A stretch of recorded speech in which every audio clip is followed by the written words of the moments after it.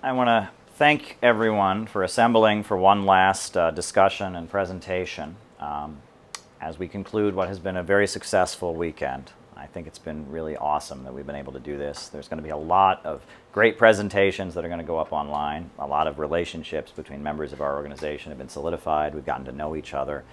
This is very, very successful. But a lot of things have happened while we've been here in Lynn Valley, Kansas. And so I can't really end this retreat without making some comments on that and kind of opening up for a discussion of that. So I guess I want to start out by saying that there's a writer named Sherwood Anderson. I don't know if people have ever heard of Sherwood Anderson. He was a famous writer during the 1930s. He wrote a novel called Winesburg, Ohio, which was a kind of populist, quaint novel, realism about a small town. But Winesburg, Ohio was quoted as being asked, what's the difference between a socialist and a communist? And he said he did not know the technical difference, but it seemed like the communists are the ones who mean it. That's what he said the difference was. And what he's pointing toward is a level of political seriousness that has kind of defined communists, Marxist-Leninists, socialists, revolutionary anti-imperialists. And a lot of times people don't understand that seriousness. If you read some of the critical histories of the Communist Party, Trotsky alludes to this, but so do just straight-up anti-communists. They talk about the zigging and the zagging, right? They have a song, Our Line's Gonna Change Again, right? And they talk about how during the early 1930s, the Communist Party took the position that Social Democrats were the main enemy. They were the main roadblock, and opposing the Social Democrats was the main focus. But then, after Hitler came to power, and as they were leading up to the Second World War, they switched their position, and they started building an alliance with Social Democrats, because that was what was needed in order to defeat fascism and setting the stage for the Second World War. And people looked at this, and they said they're inconsistent. But what they were is they were serious. They understood what we've kind of become a mantra of CPI. Over the weekend, we've said it so many times that if the situation changes in 24 hours, the tactics must also change in 24 hours.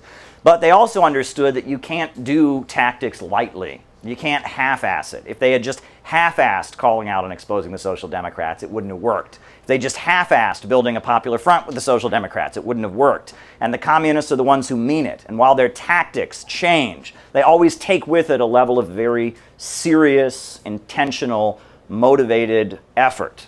Right? They're serious about getting things done. They want to achieve their aim, and because of that, they take a level of seriousness. And there's some communists from Iran that I think are almost like the shining example of this, because after the Islamic Revolution of Iran in 1979, there were very big communist parties in Iran. You had the Tudeh party, which was the big communist party. Then you had the Mujahideen, which was the Islamic socialist group, and then you also had the Fedayeen, the People's Fedayeen guerrillas. And because Iraq invaded Iran, there was heavy political repression of communists in the aftermath of the Islamic Revolution. But there are many Iranian communists I know who had relatives who were killed, who went to prison, some of whom were tortured, that in more recent years, 2006, starting from about 2006, have come to the conclusion that the Islamic Republic is moving in a revolutionary, anti-capitalist, and anti-imperialist direction. And even though they have this horrendous trauma of members of their family being killed and of themselves being tortured, they understand this. And they see the relationship between Venezuela and the Bolivarian countries in Iran, and they see what's going on with Russia and China. And based on this level of political seriousness, they're able to actually align with the government that heavily repressed them in the early 80s. And that's what is being alluded to in the statement made by Sherwood Anderson, that we're the ones who mean it, that we are capable of doing very politically difficult things and saying things that are not easy to say, and doing things that we would not naturally do because we are one to a political line that it's what needs to be done. And that is the approach that we need to take toward the recent Supreme Court ruling around Roe versus Wade, because there's nothing easier, especially in leftist and socialist circles, than going along with the prevailing narrative. If you were out in the streets right now saying, burn it down, civil war, that's the easiest thing in the world. And it's very easy to go along with the crowd. And it's very easy to just echo what CNN and MSNBC are saying. It's very easy to do that. But our job is not to do what's easy. Our job is to do what needs to be done to carry out our aim. And we know that our ultimate aim of setting up an America where the banks, factories, and industries are organized to serve public good and not the profits of a few, where the people of the United States are seeing their living standards rise in alliance with the Eurasian countries, Russia and China and Venezuela, etc., that carrying out that aim is something that the liberals don't intend to do. And what the liberals want to do and what we want to do are completely opposite. And while we may agree on certain issues, while we may favor labor unions, we may oppose racism, we're not the liberals. And while we may agree on some things, we don't agree on all things. And we have a separate aim. And because of that, we have to sometimes do different than what the liberals do. And so that's how we have to approach this recent Supreme Court ruling. And I want to point out that there is diversity of opinion in the Center for Political Innovation, but I would say the overwhelming majority of our organization are pro-choice. I personally am pro-choice. You know, there are some exceptions in our organization, but the overwhelming majority of our organization are pro-choice. And I'll tell you why I personally am pro-choice.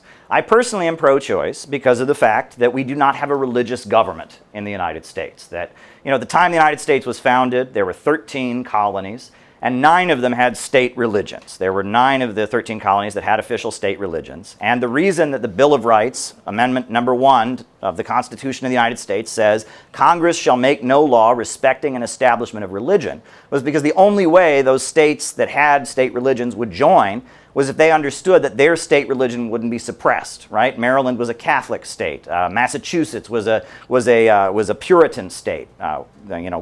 Quakers were running Pennsylvania. That's why it's Pennsylvania, Penn's Woods, after William Penn, the Quaker. And there was a fear on the part of many of these states that if they joined the United States, that a religious group that had more support would take control of the government and impose their state religion on minority religions. And the United States, as people were coming into it from around the world, was a place that people with divergent religious views could go. And so in order to preserve that safety for people of minority religious views, there was a feeling at the time the United States was founded that it must be a country where the government has no establishment of religion, where the government is neutral on religious matters. The government is not saying there is no God. The government is not saying there is a God. The government's not Christian. It's not Muslim. It's not atheist. It's neutral on religious matters.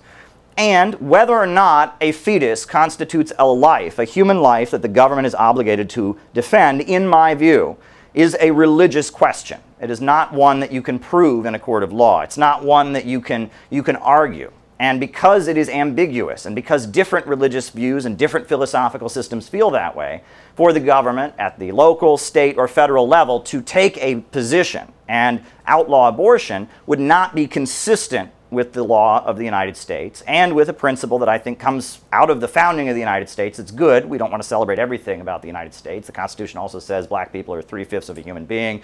The Constitution's not great in a lot of ways, but one principle, this principle of no established religion, I think is a good one. And so that's why I personally take a pro-choice position. And I'm not happy to see that Roe versus Wade has been overturned. And I know the result of that is in many states that have trigger laws, abortion has been outlawed. And I'm not happy about this. And I understand that this is a moment where there's a huge amount of outrage going on. There's many people that fear and they talk about the safety of women. You know, women who want to get abortions, may not be able to do so in a legal, regulated, safe manner. And there's fear about, when women try to give themselves abortions. We see protesters out there with bloody hangers, and there's a lot of fear and anger in the population right now. Well, that said, there are people that are part of our community that their religious belief, whether they are Muslim or Christian or Jewish or Hindu, they have the opposite perspective. And they're welcome to be part of the Center for Political Innovation. And I'm going to get to that in a little bit. But the first point I want to make, and this is a point that I think that we just need to get everyone to understand. If the American people could understand this aspect of the debate around Roe versus Wade, things in the United States could really change. Why was Roe versus Wade overturned? It was overturned because the right wing fought for it. That's why. If you didn't notice, there was this event called January 6th where people stormed the Capitol. If you didn't notice, there are huge evangelical churches across this country that have deep roots in communities. If you didn't notice, there are all kinds of people who've given their efforts, their lives, their time to try and overturn Roe versus Wade. And through their activism, and through their confrontation with the power structure, and more recently, they weren't just saying vote red no matter who, they were actively going out and confronting this. And through their activism, through their organizing, through their deep roots in the community, and through their real threats to the powers that be, they got what they wanted. And that should be solid proof that if the Democrats really wanted Medicare for all, they could do it. Yes.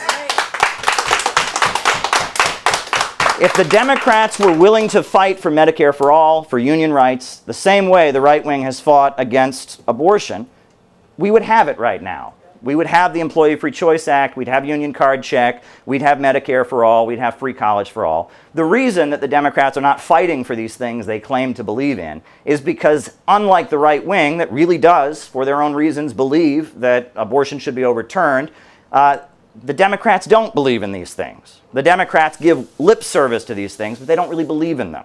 And that this is something we need to make very, very clear. That also, you'll notice that it wasn't during the era of neoconservatives that Roe versus Wade was overturned. It was overturned in the era of Trump and populism. And that's when the Democratic Party was in power, but the Republican Party stopped being the party of just vote for us and the status quo. But when the Republican Party started flirting with populism and flirting with radicalism and pumping up their base in an anti-establishment way and actually becoming a threat to the power structure, that's when the power structure was forced to give them what they want.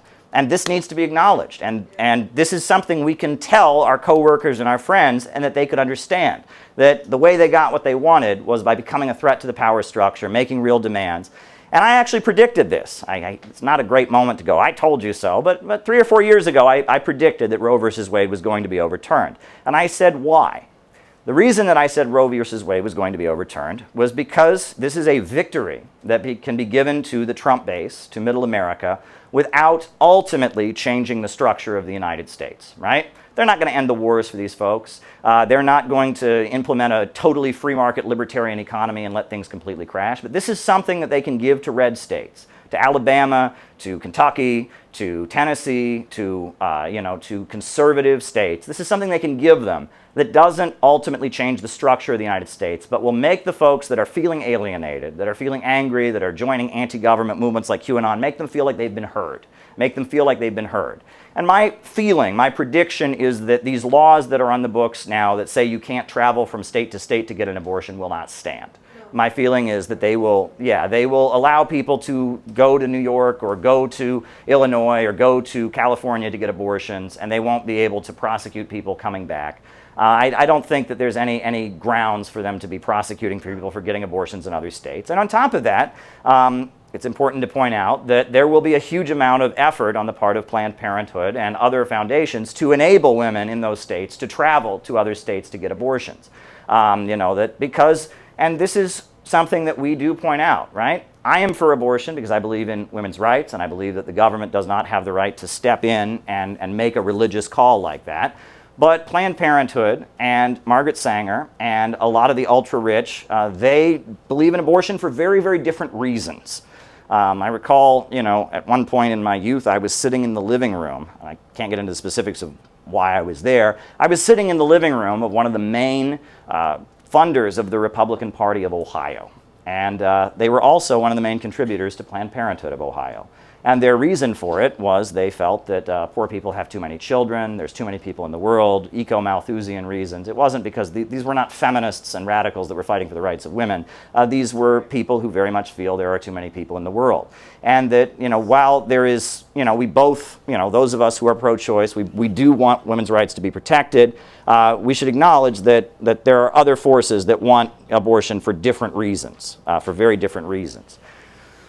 But that said, those of us who are pro-choice, we now have the very, very difficult job of trying to explain to our pro-choice friends and our pro-choice coworkers and our pro-choice Marxists and socialists why joining this liberal mobilization right now and screaming about civil war is not going to help. And that's going to be a very difficult thing to say because people are going to be very emotional about this right now. And on top of that, the media is not trying to calm people down. The media is hyping all of this up. And it's going to be very difficult to do. And we should be careful about it. I urge people to be careful. Don't poo-poo, the things that people say. If someone says they're really triggered and they're upset about it, don't say, oh, it's not a big deal. Don't say anything that would sound like you're insensitive to what they're saying. But with the more advanced elements, talk about what's going on, not in the Supreme Court, but in the country itself, about what's basically happening to the United States right now.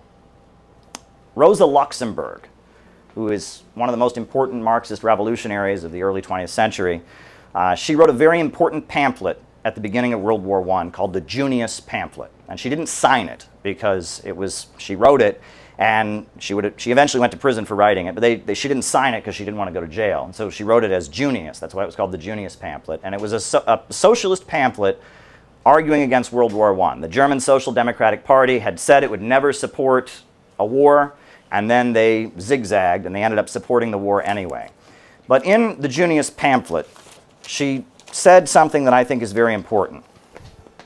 I'm going to just read to you this paragraph that she wrote in the beginning of the Junius Pamphlet when she was calling out the Social Democrats for supporting the war. She said, "Today we face the choice exactly as Frederick Engels foresaw it a generation ago. Either the triumph of imperialism and the collapse of all civilization, as in ancient Rome, depopulation, desolation, degeneration, a great cemetery, or the victory of socialism, and that means the conscious, active struggle of the international proletariat against imperialism and its methods of war." And this points to an ugly hidden truth. We try to be optimistic here. We always try to be very optimistic about everything. We want to make it sound like, we will win, and I believe we will win. Revolution is the main trend in the world today. But historical inevitability is not something that we completely cling to these days. The Roman Empire was abominable and horrendous, but when it fell, it did not become replaced with something better. The fall of the Roman Empire did not result in a higher plane. It resulted in something worse. The life expectancy of human beings significantly decreased in Europe after the fall of the Roman Empire. The height of human beings decreased by inches, I believe, after the fall of the Roman Empire. And from what I understand, it took Europe 1,100 years to get back to the population level it had had at the height of the fall of the Roman Empire, at the height of the Roman Empire after the fall. 1,100 years. And it's quite interesting because at the time the United States was being founded, one of the most popular books was Edward Gibbon's The Rise and Fall of the Roman Empire. As the founders of the United States were setting up the United States, they were studying this work of history that was so important. They were studying it page by page, trying to figure out how can we do something different. And that was around the time that Europe was starting to reach the population levels it had at the height of the Roman Empire. That's why so many towns in upstate New York have Roman or Greek names. That's why if you look at the capital, that's why they have the columns that look like Greece and Rome in the capital. It was because they were studying what went wrong. What went wrong with the Roman Empire? Why did the Roman Empire fall? And as we're starting to build a new civilization and we're starting to study reason and we're questioning the old feudal order, how can we not make the mistakes the Roman Empire made? And so it's important to understand that. But when the Roman Empire fell, it wasn't replaced by something better. We like Spartacus. We showed a clip from Spartacus earlier here. Spartacus leading the slaves of Rome to revolt was a great thing. And we like the Zealots and the Jews that fought for their independence against the Romans. And we like the various heroic movements of people in Africa and the Germans and others who fought for their independence. But the Roman Empire falling by itself did not necessarily lead to something better. And that imperialism is on a trajectory that could lead to something worse coming to replace it unless something better emerges.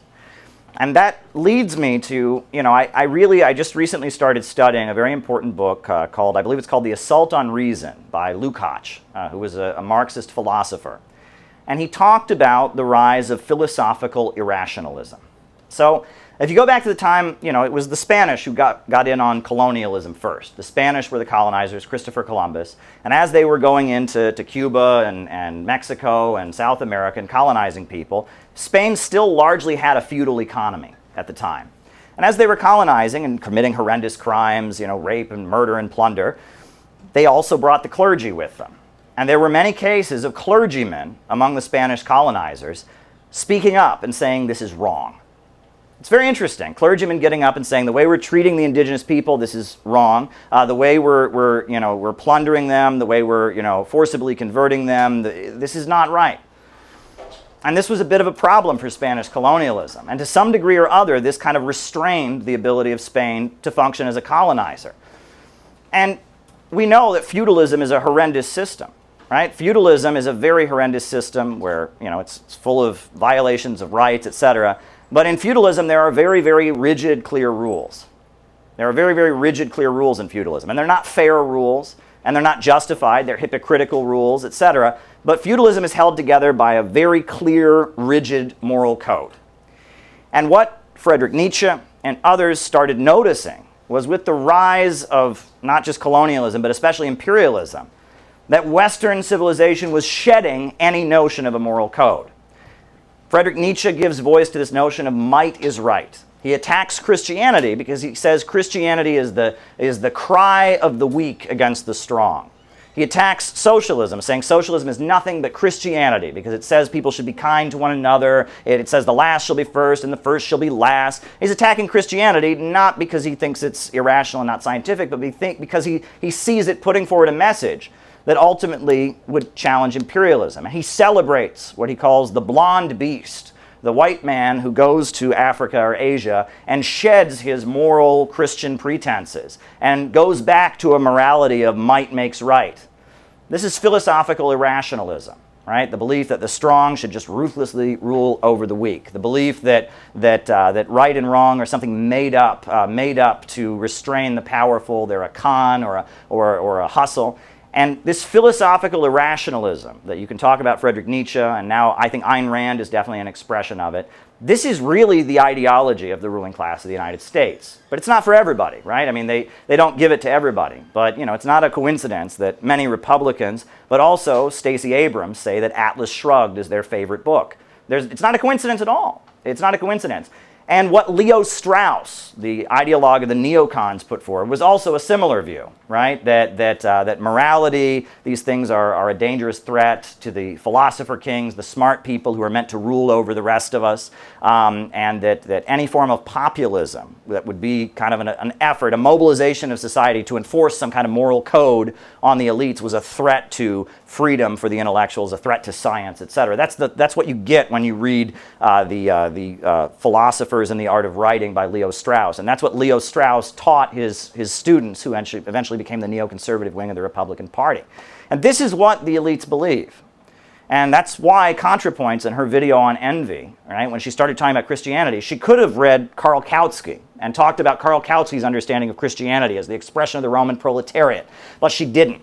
Instead, she focused on going over Friedrich Nietzsche's Beyond Good and Evil and highlighting this kind of worldview. It's a very anti-socialist worldview, and it's a worldview that has nothing to do with that, but yet this prominent bread tuber decided to just preach philosophical irrationalism at her audience because that's what they believe. And it's a matter of emphasis. The left focuses on social liberalism, the idea that you have no obligation to your community, you have no obligation to your family, you have no obligation to your country, live your life as you want, social liberalism, the individual's rights above all else. The right wing focuses on economic liberalism, right? The government has no right to tax people, the government has no right to regulate corporations. Corporations should be able to do whatever they want and get the government off our backs. But this is really what they believe. It's liberalism justified with philosophical irrationalism. Individualism above all else. Collectivism is always dangerous. Collectivism is always fascist. That's what they believe. And this ideology is an ideology that leads to civilizations coming apart. Civilizations are held together by moral codes and beliefs and ideologies. That's why ideologies have always existed throughout human history. Wherever human beings have been existing, they've built moral codes to live by. They've written religions and ideologies, etc. This is what human beings need. I've often made the analogy that ideology is like when you're driving down the road.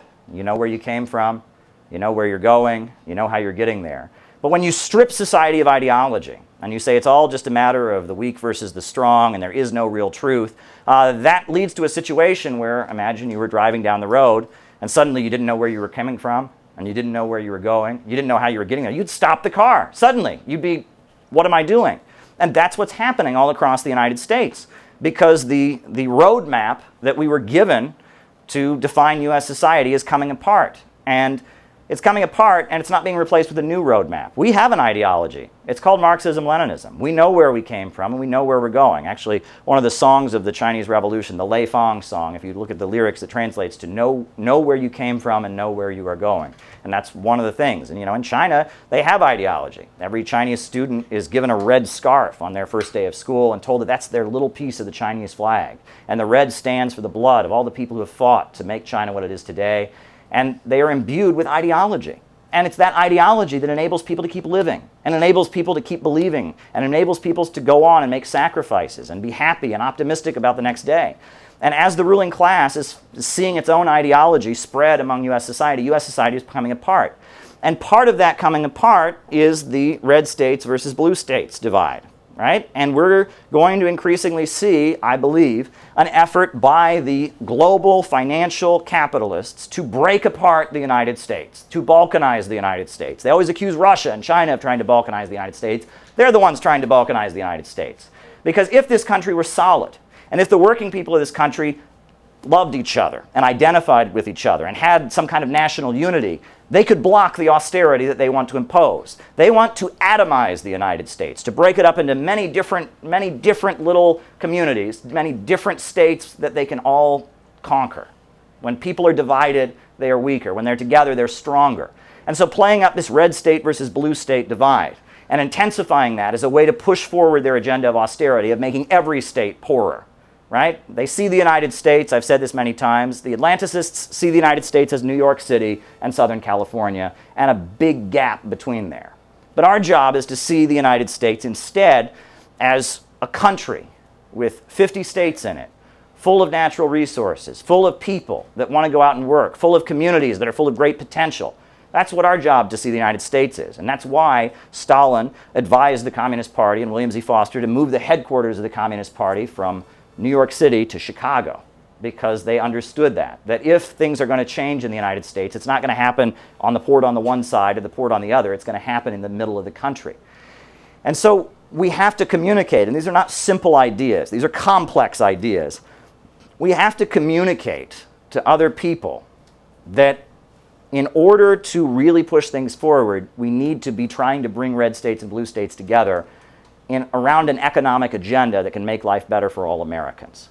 And that means getting Americans in red states and blue states to see what they have in common. It also means pushing back against free market ideas. It also means, means not buying into the demonization. And so if we go out and I understand, I think there was some were there explosions? There was some violence that happened yesterday. I know this morning there were some people stripping naked in some churches and screaming. And these are things that are ultimately, at the end of the day, feeding the agenda. This is feeding the agenda, and we have to be the ones to do the difficult thing because we're serious and tell people that feeding into this divide, as angry as we might be about it, feeding into this divide is not going to help bring the United States closer to socialism, and it's going to embolden our enemies.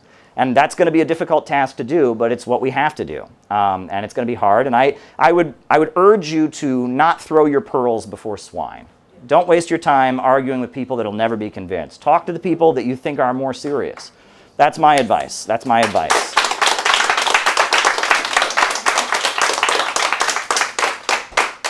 And I just want to talk about how crazy these folks are. Now, Gavin, you're a beloved member of our organization. Stand up, please. This is Gavin Lockhart. You're like the what is it? What's your position in Students and Youth for a New? This is the Vice President of Students and Youth for a New America. His name is Gavin Lockhart, and you are a Christian.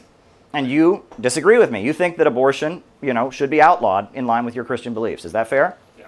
Well, you're just as welcome in this organization, and I disagree with you and you disagree with me, and you're welcome in this organization. But my understanding is that you're not welcome in the Democratic Socialists of America. That's right. And that you didn't even go to their meetings and argue with them about this. You were just going to their meetings, just as a regular person. You were going to their meetings, stay where you are, and you were going to their meetings and arguing with them about this, and not arguing with them about this issue, not debating them and all of that, just trying to support the Democratic Socialists of America. They discovered on your Facebook that you take this position, and based on that, they drove you out of Democratic Socialists of America. Wow.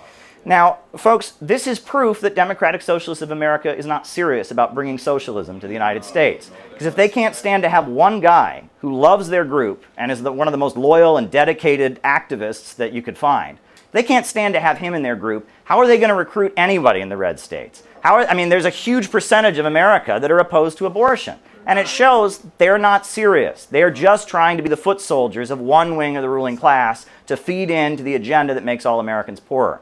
And they made a very stupid decision and cut themselves off from someone who's been very valuable, and we're really glad to have you in our organization. So glad to have you guys.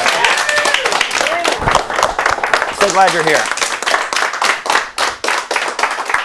One of the things that the liberals don't seem to understand, and I tweeted out that though I'm pro-choice and in favor of gay marriage, that there are many people that are not for their own reasons, and they're still my comrades and I like them. And as I was being canceled, as it was being tweeted out 1,000 times, one thing that kept coming up, I kept seeing in the tweets, was, of course a white man would say that.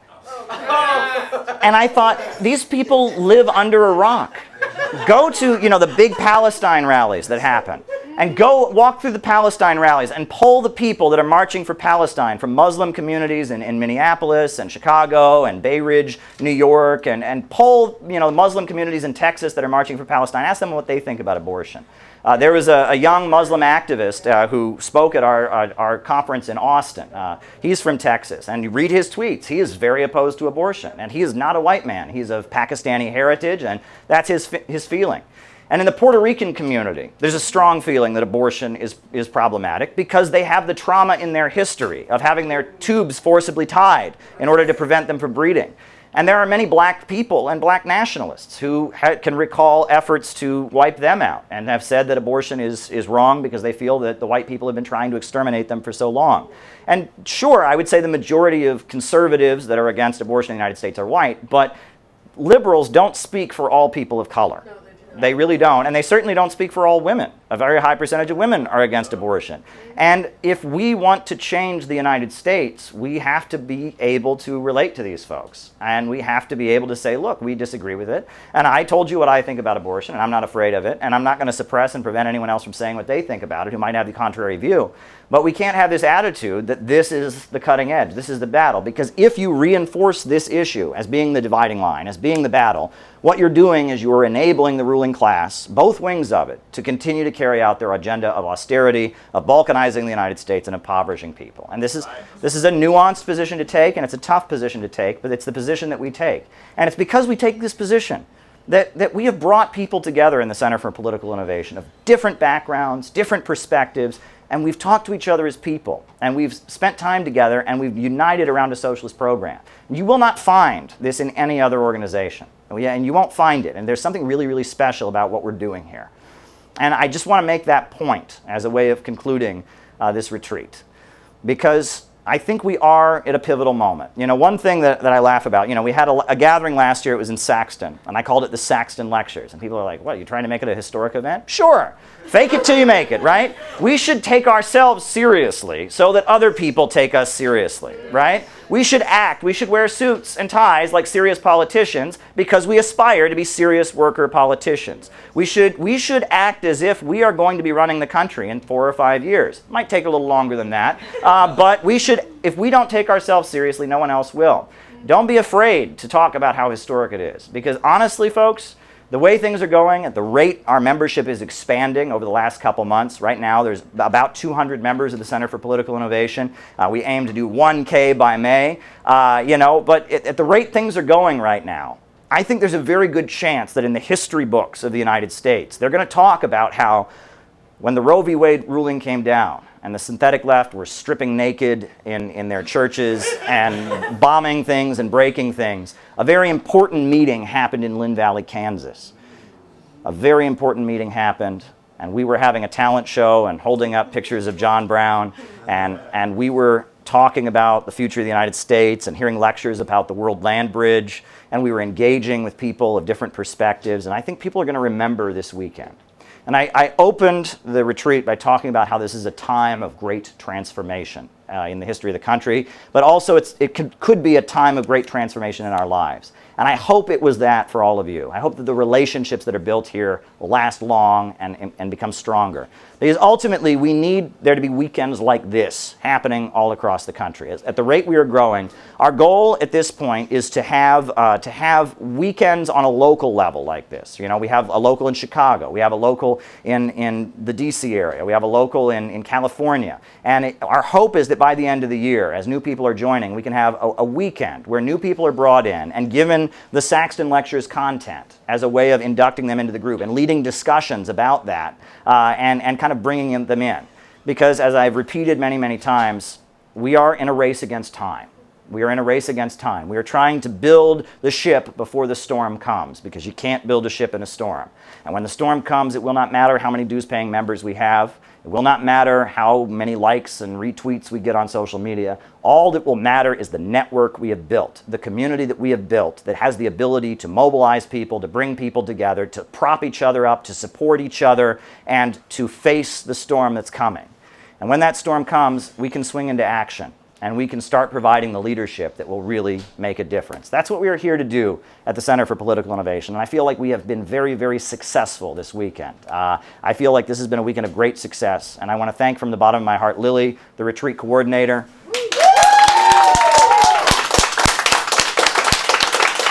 I want to thank Keaton and Elizabeth, who were here long before Lily and I got here, you know, doing the work to set this up and getting everything set up and all of that. I want to thank them for the work that they did, you know, driving people, etc. I want to thank our camera folks for recording all of this so that it does go down in the history books. And I want to thank everyone who did everything throughout the weekend. And one of the most beautiful things I saw this weekend is people stepping up. You know what I mean? When something needed to be done, you know, there were dishes that needed to be washed, somebody stepped up and did it. There was, you know, we needed to go pick somebody at the airport, someone said, I can do it. They stepped up. That's the right attitude to have, you know. There was a leader of the dock workers in San Francisco, the ILWU. His name was Harry Bridges. And Harry Bridges said, if it's 4 in the morning, and there's 2 guys on the mimeograph machine. That's an old photocopying thing, the mimeograph machine. You had to crank it. If it's 4 in the morning and there's 2 guys on the mimeograph machine, one of them's a communist. You can bet on it. That's what he said. And that's the spirit that we need to have, right? We need to be the ones who mean it, the ones who do it, the ones who make sacrifices. And maybe we don't always get what we need, and maybe sometimes we get a little cranky and frustrated. Maybe we have to make our needs clear to somebody else. But we're supporting each other, we're building each other up, and we're building this community, because this community, this ship that we are building, is all that really matters at the end of the day. 1K by May, I think we can do it. I really do think we can do it. I'm very excited about everything we've achieved this weekend. Now, the Pledge of Unity is the statement that we've put together for the Center for Political Innovation. We open every Zoom call with it. We open the conference with it. And we want to start really pushing it. You know, if you have a local meeting, you ought to start with the Pledge of Unity, because the unity alludes to the danger of world war and the need of bringing people together of different perspectives. I mean, the Pledge of Unity, some of you may not know the origins of the Pledge of Unity. I'll just get into it real quick.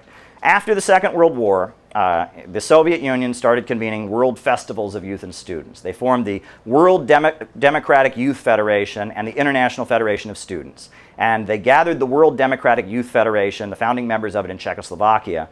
And this was the pledge to join the World Democratic Youth Federation. And the communist parties of the world, their youth groups joined it, and the socialist groups, many anti-imperialist groups joined it. It was open to anyone who agreed with their principles of opposing imperialism, opposing fascism, and wanting to build a democratic world where working people were being lifted out of poverty.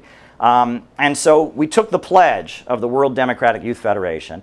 But we're a multi-age organization. There's many people of different ages in our group. So we replaced the word youth with people. And that is the pledge of the Center for Political Innovation. But it's important that when we say it in a group setting like this, on Zoom calls we just have to go through, but in a group setting like this, that we don't have the person just read it straight through. That they read a sentence, we all raise our right hands, they read a sentence, and then we repeat it back. And then they read the next sentence, and then we repeat it back. You know, so if Elizabeth, when you read it, you can do it that way. I think you can do it that way, and then we'll have some chanting and some applauding, and we'll end a really fiery way. And that is how our Lynn Valley Training School, the great Lynn Valley Training School, that's how it will come to an end. So, Elizabeth, go ahead. And I'm going to take a glass of water to get through this pledge. All right. Stand up, please. Yes. Oh, and you want to get a mic, so. Yes. Oh, hold on.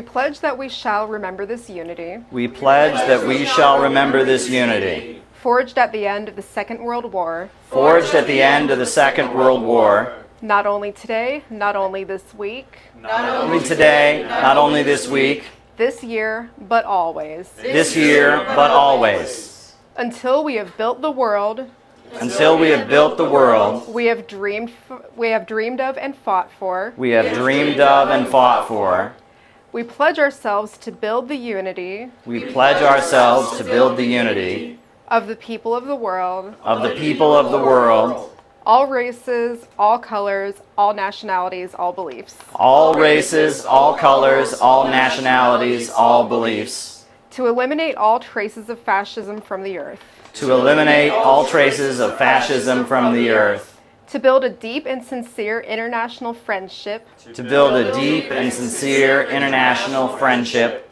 among the peoples of the world, among the peoples of the world, to keep a just, lasting peace, to keep a just, lasting peace, to eliminate want, frustration, and enforced idleness, to eliminate want, frustration, and enforced idleness. We have come to confirm the unity of all people, We have come to confirm the unity of all people, to salute our comrades who have died, to salute our comrades who have died, and pledge our word and pledge our word that skillful hands, keen brains, and bold enthusiasm that skillful hands, keen brains, and bold enthusiasm shall never more be wasted in war. shall never more be wasted in war.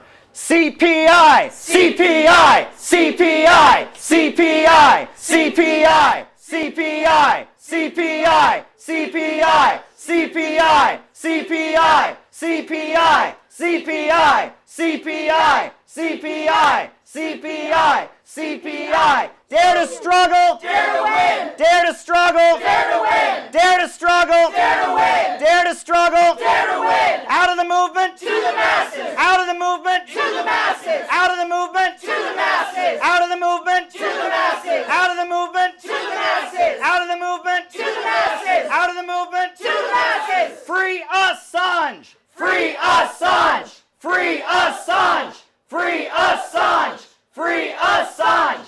Free Assange! Free Assange! Free Assange! Free Assange! Free Assange! Free Assange! Free Assange! Slava Donbasu! Slava Donbasu! Slava Donbasu! Slava Donbasu! Slava Donbasu!